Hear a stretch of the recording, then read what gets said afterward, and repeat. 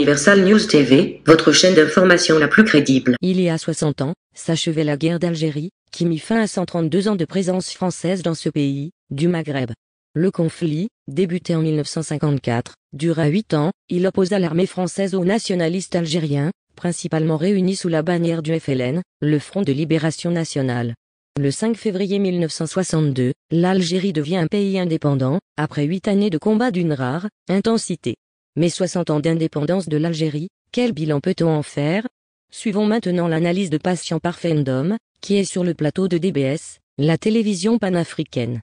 Suivons. Justement, on va continuer à analyser l'Algérie 60 ans plus tard. On a étudié, on a de la chance d'avoir Patient Parfendom sur le plateau ce matin, qui est rentré même dans les soubresauts, les premiers souffles de la libération, des luttes pour la libération de l'Algérie. Elle a acquis, elle a arraché même le respect des grandes nations et de la France en particulier. Aujourd'hui, les rapports et les passes d'armes et de mots sont, on va dire, berger à la bergère. Le répondant est assuré. Les derniers qui en ont subi les arbres, c'est François Hollande et Emmanuel Macron. Voilà, j'y arrive. L'Algérie leur a répondu de façon assez sentencieuse lorsqu'ils ont osé toucher à ce sacré devoir de mémoire. Alors justement, quelle est la lecture qu'on peut faire? Tout ça reste lié, ces mouvements de libération, cette maturité du peuple algérien et justement le rapport qu'il y a entre cette ancienne colonie et son colonisateur aujourd'hui.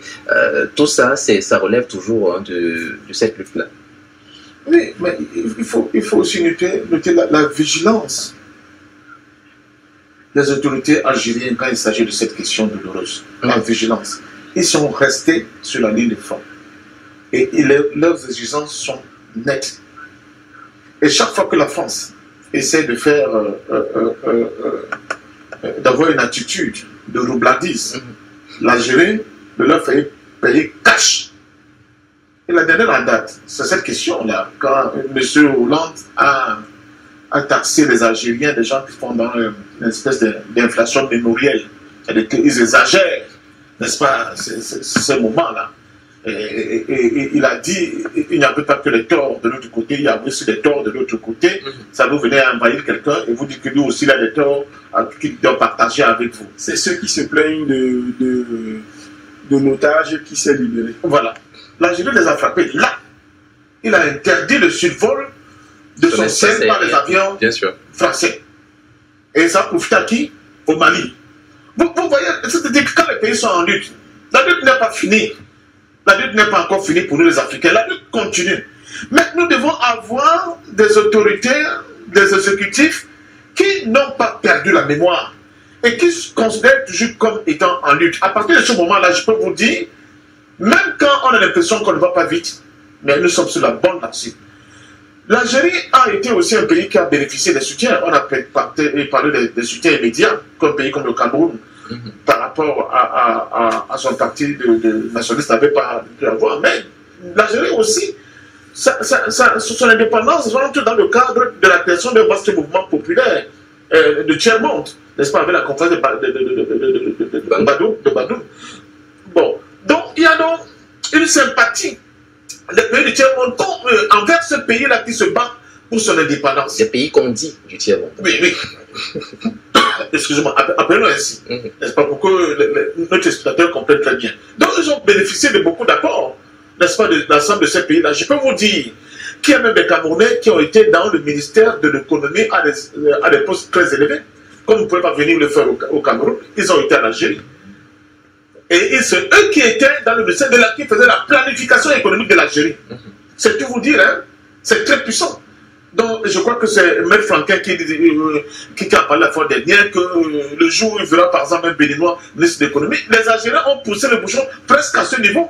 C'est pour vous dire que quand un pays est un pays qui a le panafricanisme, n'est-ce pas, dans son ADN, n'est-ce pas, elle pose des actes qui vont dans le sens de la réalisation de cette vision-là. Il y a mieux.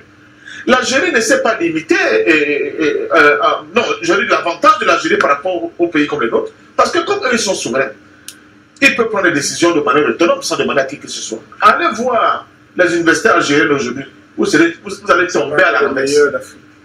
Allez voir les universités algériennes. Et je suis très peu contesté. Allez voir la place des jeunes filles dans les universités algériennes. Dans les domaines extrêmement pointus, chérie. C'est ça. Or, nous savons que l'innovation, la domestication de la science et de la connaissance, ça passe par les pôles d'excellence comme l'université. Donc, quand vous avez un pays qui donne de la valeur, qui est soucieux, n'est-ce pas, de ce pôle-là, ça veut dire que c'est un pays qui a compris ce qu'il faut faire et qui peut aller de l'avant. Donc, dans tous les domaines, l'Algérie n'a pas besoin de se référer, que ce soit l'exploitation de son pétrole, de son gaz, et de l'industrie pétrochimique. L'Algérie est très avancée parce que, justement, ils ont à la tête de leurs États des gens qui pensent Algérie, qui se battent pour que le peuple algérien soit souverain, mais surtout qu'il soit à l'abri de certaines décisions. Mais 60 ans après la fin de la colonisation, les plaies restent vives en Algérie, alors que la France exclut toute repentance ou excuse. Sur le plan intérieur, le pouvoir a mis à profit l'anniversaire pour tenter d'alléger les crispations, 3 ans après avoir été ébranlé par les manifestations pro-démocratie du Irak. Le président Tebboune a en effet lancé en mai une initiative pour briser l'immobilisme politique en recevant à tour de rôle plusieurs dirigeants de partis politiques, y compris de l'opposition, et des responsables d'organisations syndicales et patronales.